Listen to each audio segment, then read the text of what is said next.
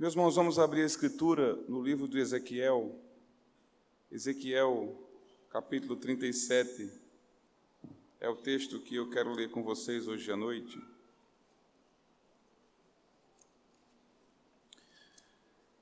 Nós vamos ler os versos de número 1 até o verso de número 14 da profecia do livro de Ezequiel.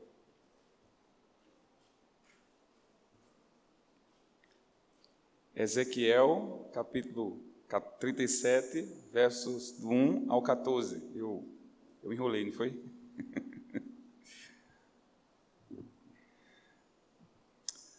A palavra do Senhor nos diz o seguinte: Veio sobre mim a mão do Senhor, Ele me levou pelo Espírito do Senhor e me deixou no meio de um vale que estava cheio de ossos, e me fez andar ao redor deles. Eram muito numerosos na superfície do vale e estavam sequíssimos. Então me perguntou: Filho do homem, acaso poderão reviver esses ossos? Respondi: Senhor Deus, tu sabes. Disse-me ele: Profetiza a esses ossos e dize-lhes: Ossos secos, ouvi a palavra do Senhor. Assim diz o Senhor Deus a estes ossos: Eis que farei entrar o Espírito em vós e vivereis. Porei tendões sobre vós e farei crescer a carne sobre vós estenderei pele e porei em vós o Espírito e vivereis. E sabereis que eu sou o Senhor. Então profetizei segundo me fora ordenado. Enquanto eu profetizava, houve um ruído, um barulho de ossos que batiam contra ossos e se juntavam cada osso ao seu osso.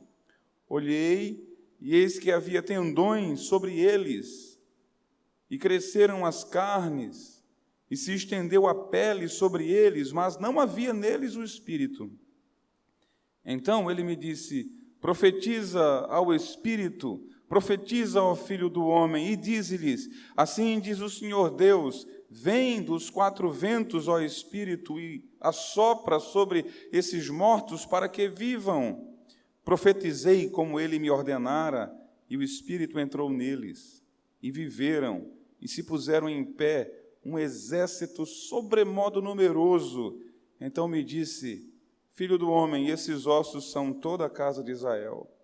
Eis que dizem: Os nossos ossos se secaram e pereceu a nossa esperança, e estamos de todo exterminados. Portanto, profetiza e diz-lhes: Assim diz o Senhor Deus: Eis que abrirei a vossa sepultura, e vos farei sair dela, ó povo meu, e vos trarei a terra de Israel. Sabereis que eu sou o Senhor, quando eu abrir as vossas sepulturas e vos fizer sair dela, ó povo meu. Porei em vós o meu espírito e vivereis, e eu vos estabelecerei na vossa própria terra. Então sabereis que eu, o Senhor, disse isso e o fiz, diz o Senhor. Amém. Vamos ter mais uma palavra de oração? Nosso Deus, graças te damos por essa noite, pelo privilégio que temos de podermos prestar culto ao Senhor, pela pública proclamação da fé dos nossos irmãos, pelo selo do batismo, o selo do teu evangelho, e por todas as partes deste culto, porque ao Senhor nós oferecemos cada uma delas. Agora, Senhor, pedimos: fala conosco por intermédio da exposição da tua palavra. Desvende, Senhor, os nossos olhos para podermos contemplar as maravilhas da tua lei. Ó Senhor, torna claro para nós o teu evangelho. Eu imploro que o teu Santo Espírito venha sobre nós, sobre toda essa congregação. Ó Espírito Santo, nosso grande Deus, que o Senhor nos dê graça e poder para proclamar e receber a tua palavra de maneira salvadora e santificadora. Nós pedimos isso em nome do Senhor Jesus. Amém.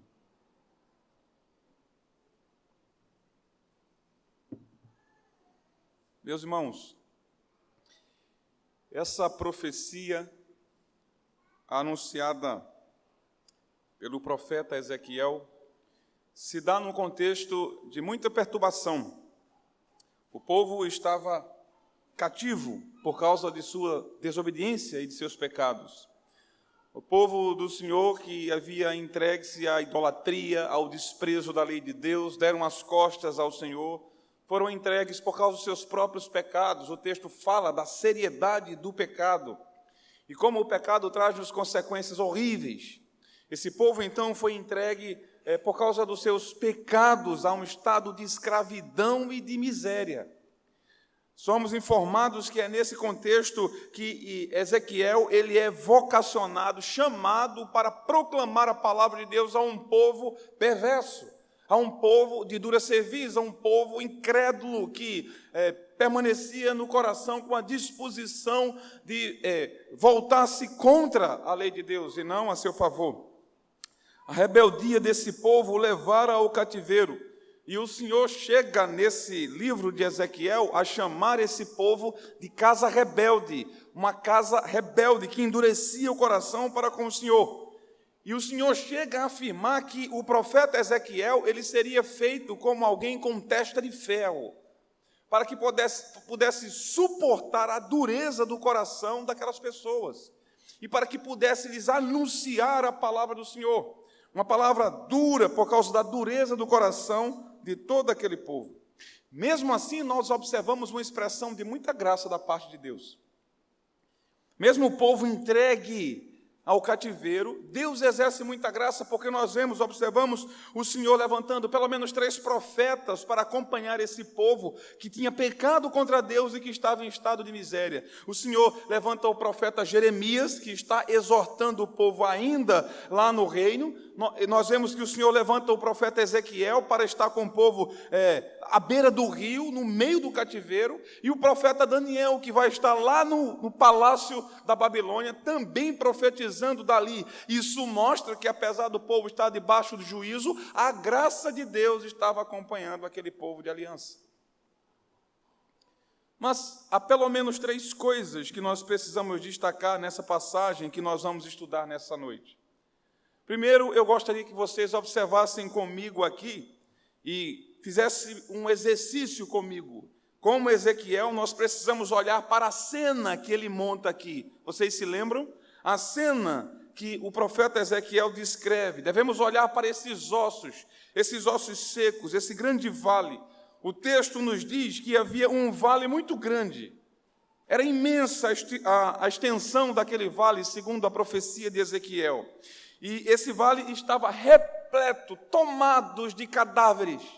Na verdade, apenas ossos sequíssimos que estavam espalhados por ali. Eu sei que o quadro é um tanto depressivo, eu reconheço, um tanto quanto deprimente você imaginar essa cena. Aliás, você já se imaginou assim?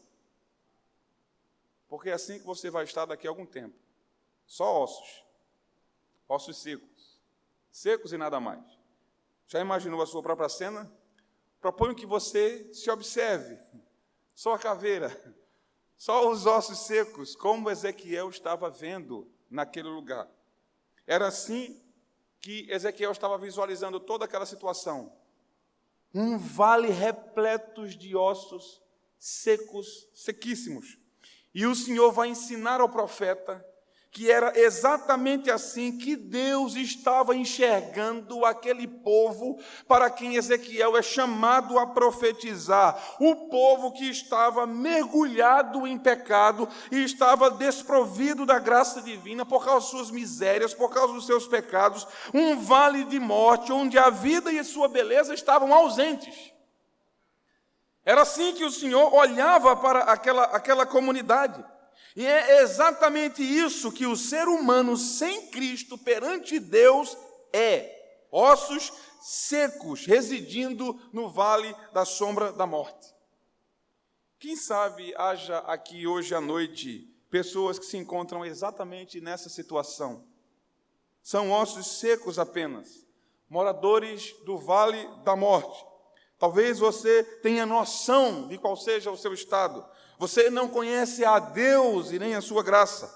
Você não conhece a Deus e nem o ama. você não o serve, você sequer consegue orar. Isso é absolutamente estranho para você. Que exercício estranho e curioso é esse? Orar a alguém que eu não vejo, que eu não toco, que eu não ouço. Na verdade, você não tem comunhão com o seu amado Filho, o Senhor Jesus. Você sabe que não passa de ossos secos perante os olhos do Senhor.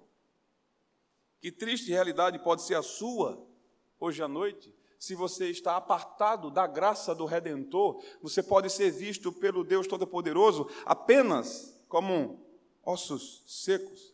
E que estado miserável é esse? Você é um pecador desesperadamente corrupto e perdido, que não conseguirá livrar-se da ira vindoura no dia em que o Senhor decidir julgar os segredos do coração dos homens de conformidade com o evangelho que lhe será anunciado hoje à noite. Mesmo que você pense o contrário, você então, longe da graça, está debaixo da manifestação da ira divina. Logo então, ao ouvir o evangelho, você deve correr para Cristo, clamando para que Ele tenha misericórdia de você. Deve se lembrar das instruções do profeta João Batista, que disse: quem foi que ensinou a vocês que é possível fugir da ira de Deus? Vocês carecem da misericordiosa graça de Cristo para que vocês possam ter vida e vida com abundância. Você ignora que a bondade de Deus em suportar a sua existência pecaminosa é tão somente para conduzir você ao arrependimento, a fim de que você tenha vida. Na verdade, você é pior do que esses ossos mortos.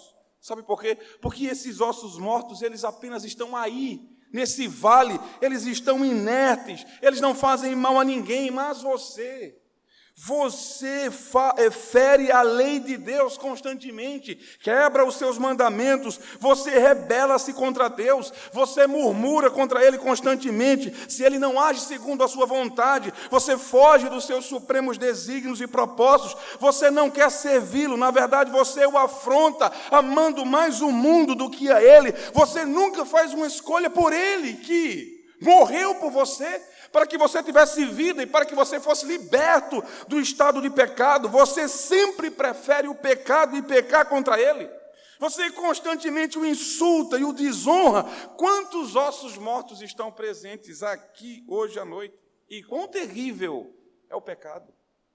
Se o Senhor abrisse os nossos olhos para nós enxergarmos como Ele enxerga o real estado da nossa alma, o real estado de miséria em que nos encontramos, e quão perto da morte nós estamos, e quão cada dia, ao desobedecermos a sua voz e a sua palavra, nós vamos a passos largos, caminhando para o inferno. Longe de sua graça e de sua misericórdia. Certamente haveriam muitos clamores aqui hoje à noite, suplicando que o Senhor tivesse misericórdia. Senhor, socorre-me em minha miséria, socorre-me em meu pecado, dá-me vida para que eu não pereça na minha morte.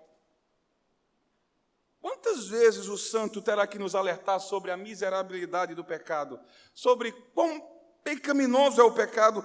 Até quando nós daremos ouvidos às sugestões de Satanás e vamos ignorar as advertências do santo que nos ama e que morreu por nós? Quantas vezes nós nos alimentamos com as iguarias podres do pecado como se fosse verdadeiramente leite e mel? Quantas vezes nós bebemos a lama imunda do pecado como se estivéssemos na fonte de água mas pura e cristalina? Isso é a nossa miséria. Quantas vezes nós preferimos vestir os trapos imundos da iniquidade, ao invés das santas vestes celestiais que nos são oferecidas em Cristo, por sua graça e por seu amor somente? Quantas vezes nós nos apressamos em sair dos átrios do Todo-Poderoso? Talvez você esteja com essa inquietação agora, mas você pacientemente pode permanecer em todo o tempo nas tendas da perversidade. Onde achamos que nós vamos parar nesses caminhos que nós estamos trilhando? Aonde achamos que vai dar os nossos passos no caminho da iniquidade? Até quando nós permaneceremos assim, sabendo o que é certo e praticando aquilo que é errado e que desagrada a Deus? Mas foi requerido do profeta que ele olhasse cuidadosamente para esse vale de ossos secos. Somos informados no verso 2, imagine a cena. Ele andava pelo meio dos ossos e ele caminhava ali, talvez afastando um fêmur batendo em um crânio, ele caminhava naquele mar de morte, de ossos secos, e então surge-lhe a pergunta, vinda do próprio Salvador, e a pergunta feita pelo o Deus Todo-Poderoso é: Filho do homem, esses ossos podem reviver? Que situação difícil, que situação complicada. Imagine a cena. Você já visitou cemitérios? Alguns entre nós têm verdadeiro fascínio por cemitérios. Não sei se há alguém aqui assim, que gostam de visitá-los. Se você for a Recife, tem o cemitério, não sei como aqui, mas o cemitério de Santa Amaro, extremamente visitado, várias personalidades ali, e catacumbas as mais bonitas e as mais belas. Você entra lá e fica olhando e admirando como as pessoas tratam a morte. Elas constroem casas, lugares confortáveis, imaginando que podem proteger os seus mortos ali. Lei do engano. Diz a Escritura, então, que o Senhor... Imagine alguém entrando em um cemitério e vendo o coveiro fazendo o seu trabalho. Alguns deles lavam os ossos que estão sujos. Eles recebem e ficam lavando os ossos. Várias vezes eu vi essa cena em Recife. Eles ficam cuidando dos mortos de outros, que se importam até se os ossos estão limpinhos ou não. Então, eles dão-se todo o trabalho de pagar para limpar aquilo. Agora, imagine alguém perguntando a um coveiro daquele: moço, o que você acha? Esses ossos podem tornar a ter vida? Qual seria a resposta? Como assim ter vida? A resposta lógica é impossível. Não é possível. Eles não podem ter vidas porque eles estão mortos. Preste atenção. O Senhor está dizendo aqui ao profeta: não tem um homem em pecado, ele é como esses ossos mortos. E a pergunta que eu lhe faço: eles podem ter vida? A resposta lógica é não, eles não podem. Eles estão mortos e vão perecer em sua morte, vão perecer em seu estado de miséria. Mas quem estava perguntando ao profeta não era o homem. Quem estava perguntando era o Deus Todo-Poderoso. O profeta entra no dilema, do ponto de vista de sua lógica, ele sabe que os ossos não podem reviver. Mas quem é ele diante de Deus? O Senhor é quem está perguntando. Qual é a resposta do profeta? Ele diz: Senhor, tu sabes. Uma boa saída. Podem viver, ele não pode dizer ao Senhor: não, eles não vão reviver. E também, contra a sua consciência, ele não pode dizer: sim, eles vão reviver. Então, ele olha para o Senhor e diz: Senhor, tu o sabes. Porque o Senhor vai ensiná-los que Ele é poderoso para ressuscitar ossos secos, para dar vida a ossos secos. E você não duvide disso. Não importa o estado de morte que você entrou aqui hoje à noite, não importa quão profunda seja a sepultura em que a tua alma esteja, Deus dá vida a ossos mortos. Deus é poderoso. Você não tem noção do poder que o seu espírito possui. É o poder que ressuscitou a Jesus dentre os mortos. E esse mesmo poder está aqui hoje à noite para atuar em sua vida e na minha também, para nos dar vida e vida com abundância, para fazer você ressurgir do seu estado de pecado, de morte, de miséria e de condenação. Ele pode fazer muito mais do que nós pedimos ou pensamos, segundo o seu poder que opera em nós.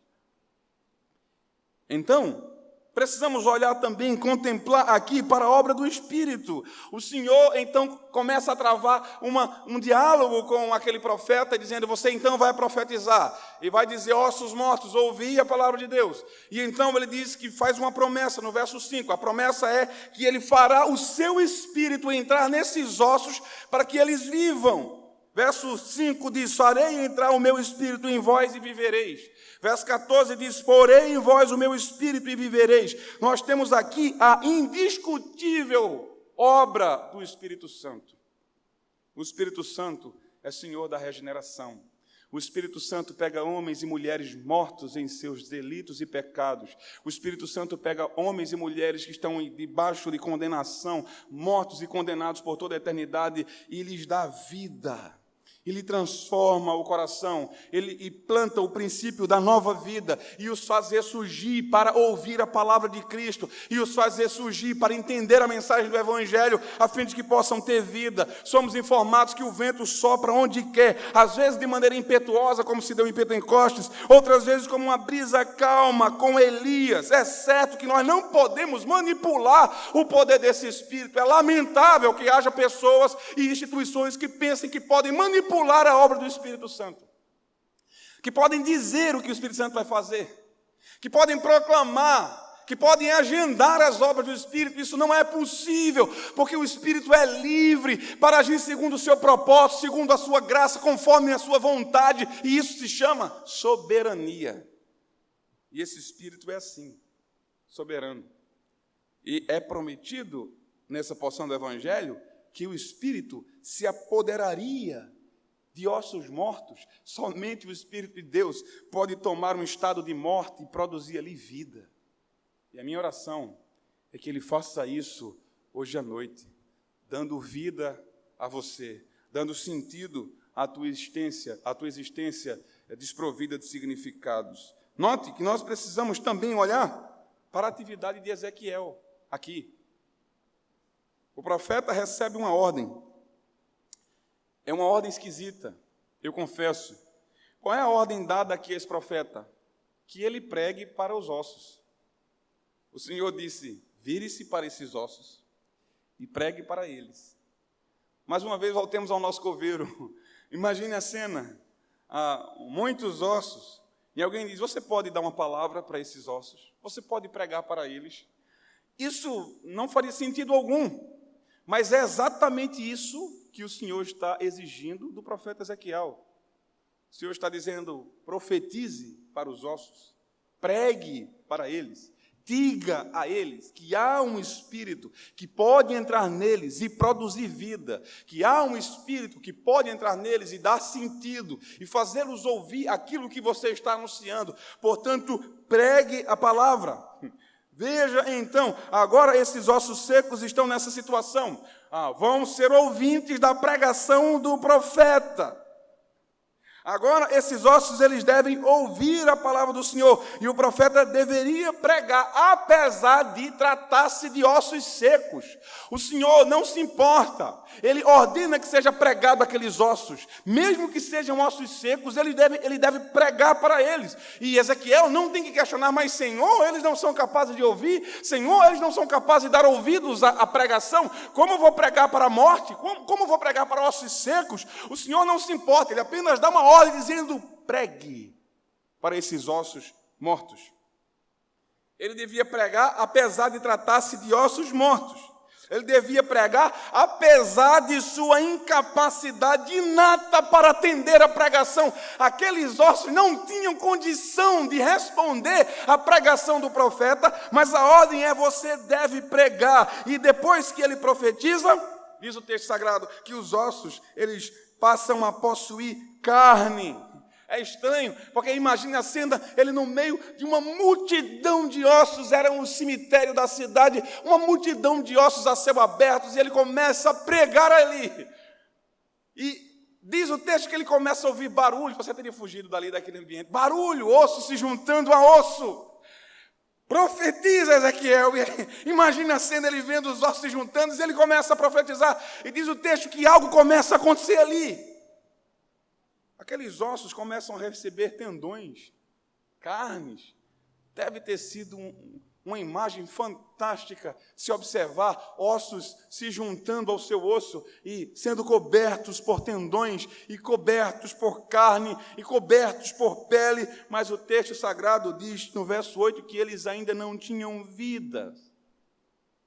A pregação do Evangelho junta ossos, a pregação do Evangelho traz tendões, traz carne, mas isso ainda não é a vida. É possível que você esteja assim. Aqui pode haver várias categorias de seres. Eles podem ser apenas ossos mortos que estão agora ouvindo a pregação, mas pode ser que já há algum tempo você venha ouvindo a pregação e esses ossos já não estão secos, eles estão cobertos de tendões. Outros avançaram um pouco e estão cobertos com carne, mas ainda não têm vida. é preciso mais.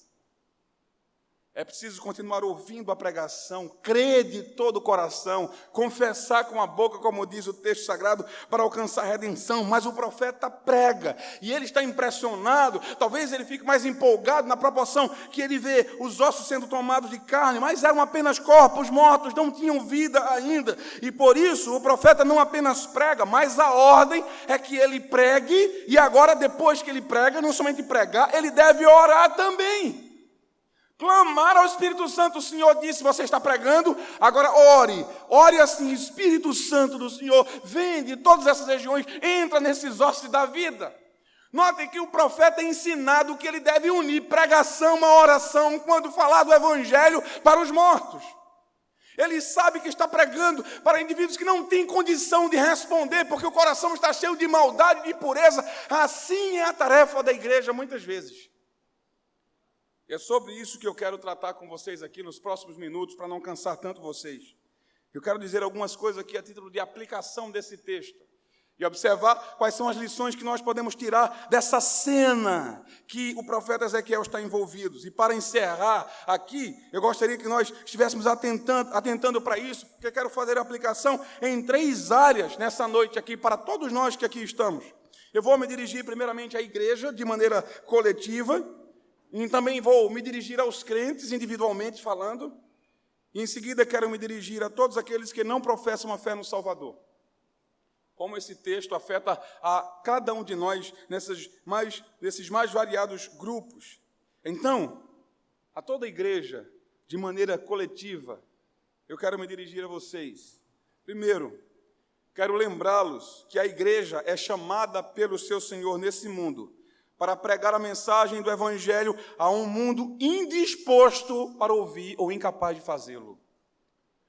A igreja é chamada para pregar o Evangelho a um mundo que tem indisposição para ouvir e até mesmo incapacidade de fazê-lo. O mundo não quer ouvir a mensagem do Evangelho e muitas vezes volta-se contra o Senhor. Está morto em seu estado de pecado, mas a igreja não tem desculpa para não pregar. É ordenado que essa igreja pregue o Evangelho puro, pregue o Evangelho santo. A essa igreja é dito o que ela deve dizer. Essa igreja diz o que o Senhor ordena. O texto sagrado diz que o Senhor falou a Ezequiel as palavras que ele deveria usar. Isso quer dizer que a mensagem da igreja não é algo que brota da sua cabeça, não é algo que vem do seu coração. Mas bem, meus irmãos, meu coração está cheio de coisas que eu quero compartilhar com vocês hoje à noite. Não! O texto da Escritura diz que enganoso é o coração do homem e desesperadamente corrupto. A mensagem que o Senhor quer que a igreja proclame é a mensagem que está em sua palavra, é a mensagem que sai da sua boca, porque somente essa mensagem tem poder para ressuscitar mortos. Somente essa mensagem tem poder para dar vida. Note que a igreja jamais deve esquecer-se de que o Espírito atua através da palavra e da oração. A igreja é chamada não somente para pregar, mas para orar. Porque não é a pregação da igreja que salva, é a obra do Espírito que se utiliza da instrumentalidade da igreja em sua fiel proclamação para alcançar pecadores como eu e como vocês.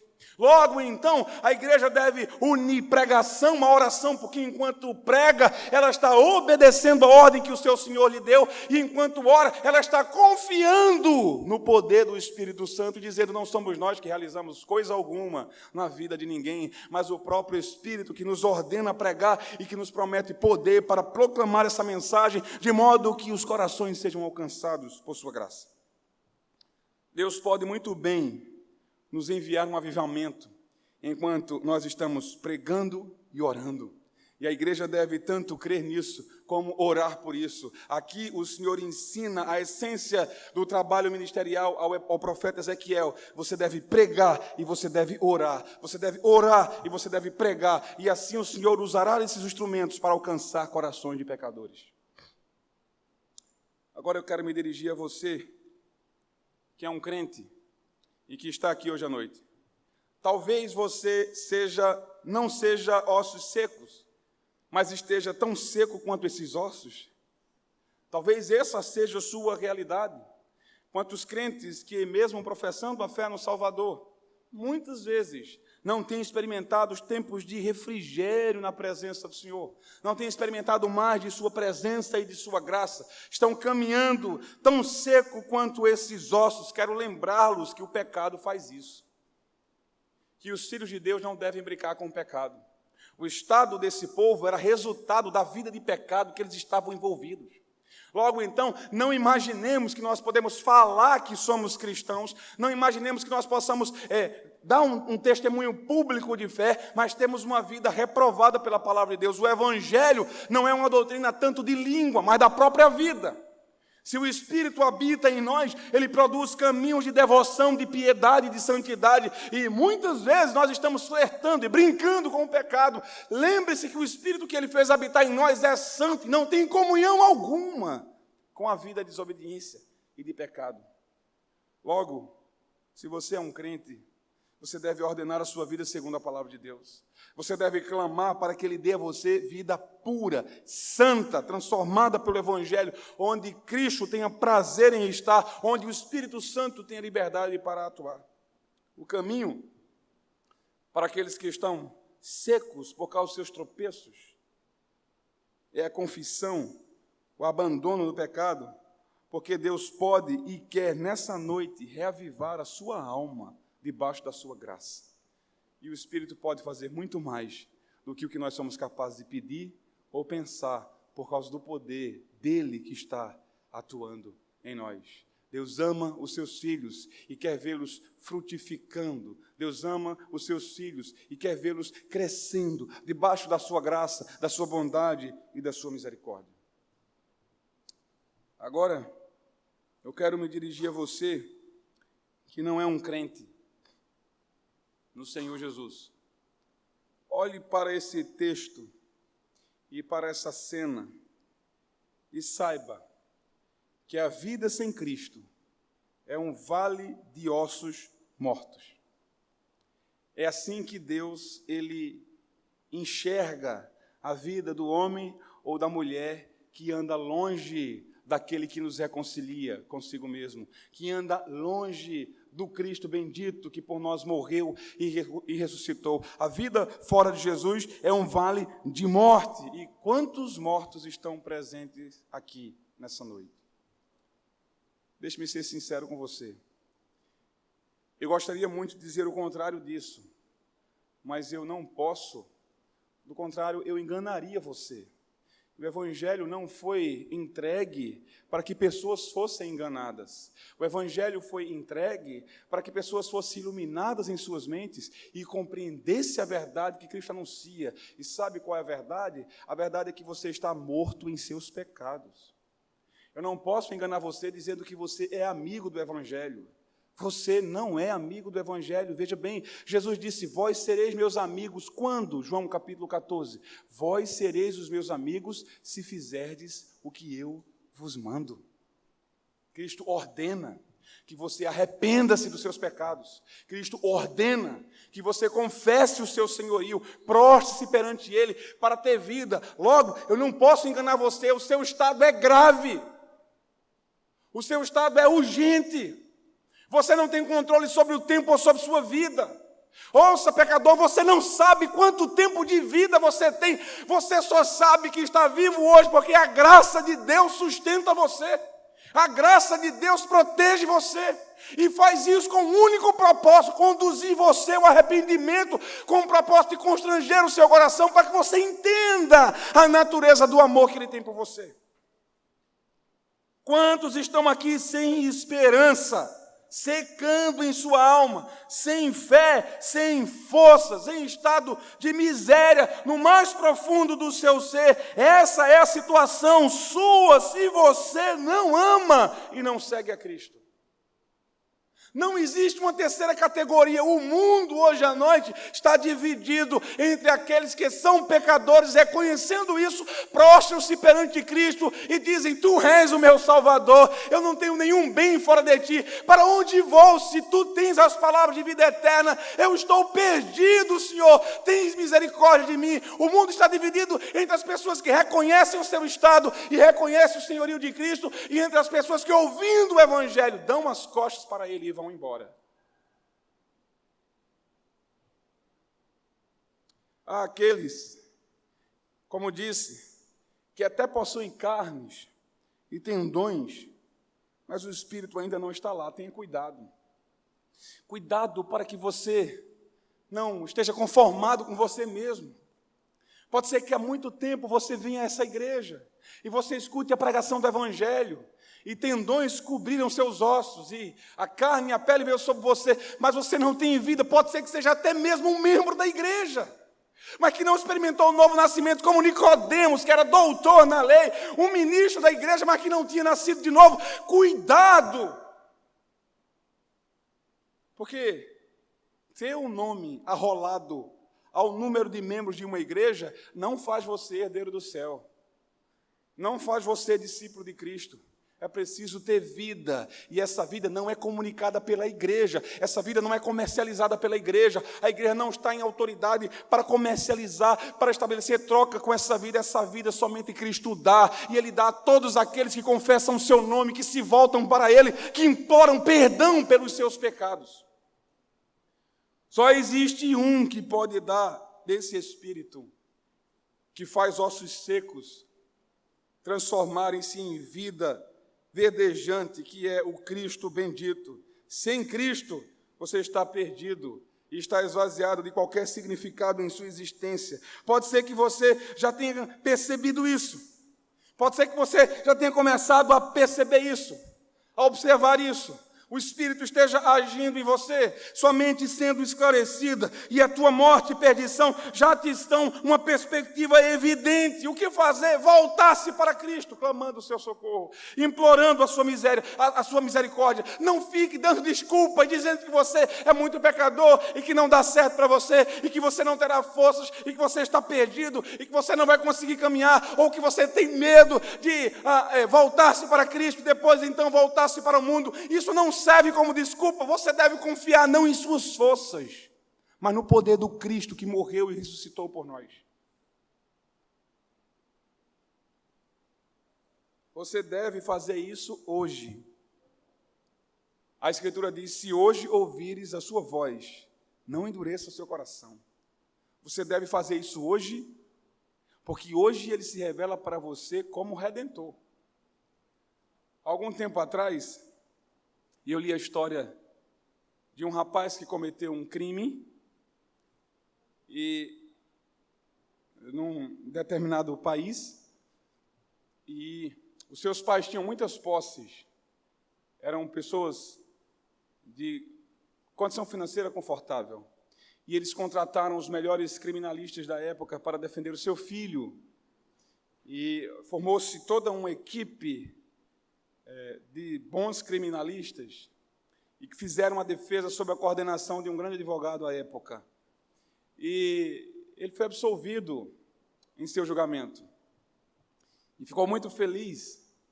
10 anos depois, ele retorna a cometer outro crime, e a sua família buscou aquele advogado em tudo quanto era lugar e não conseguiu mais achá-lo. As listas dos grandes escritórios de advocacia não davam mais o endereço daquela pessoa que havia defendido há tanto tempo seu filho. Então eles contrataram outra equipe, e quando o menino esteve ali de frente para ser julgado em banco dos réus, ele observou que o juiz que iria julgar a sua causa tinha sido aquele advogado que há tempos atrás o tinha defendido, e ele ficou muito aliviado, muito tranquilo, e escreveu um bilhetinho e mandou alguém entregar ao juiz, que quando leu dizia: "Pois bem, eu sou fulano, aquele jovem que você defendeu há 10 anos atrás, você lembra?"